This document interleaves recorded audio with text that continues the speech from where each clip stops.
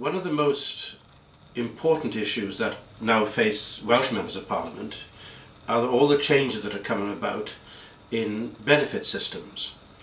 And one particular change, the so-called bedroom tax, is hitting areas such as Torfaen very dramatically.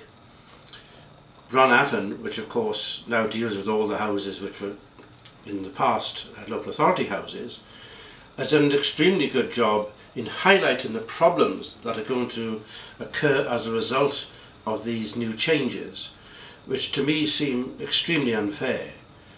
And I do hope that any of you who are affected by the benefit changes that are about to hit us over the next few months, please to contact my office and I'll see what I can do to try and help you.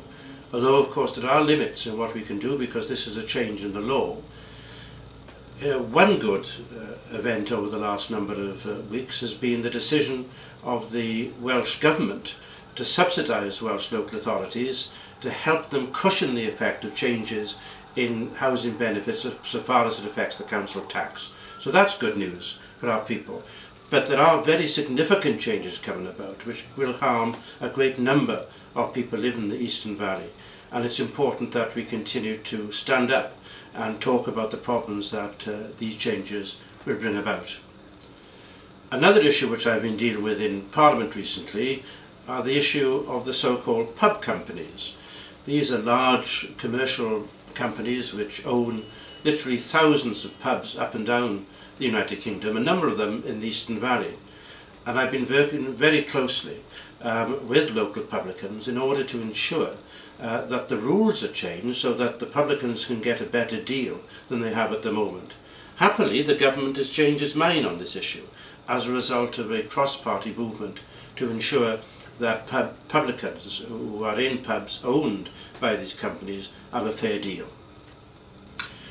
On a more national level, I've been involved recently with the committee stage of the Justice and Security Bill, which brings greater accountability and transparency to the intelligence services, especially with regard to the committee that I used to chair some years ago, the Intelligence and Security Committee.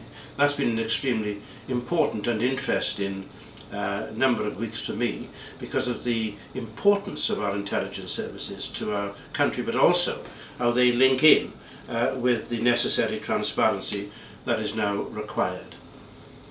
As many of you will know, I spent 5 years as a Minister and Secretary of State in Northern Ireland, and it saddens me considerably to see what's occurred in Belfast over the last number of months.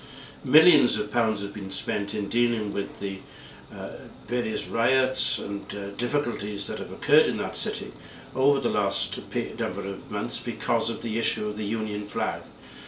Obviously, I hope that this will be resolved as soon as possible. I'm sure that they will resolve it because there is no turning back in Northern Ireland.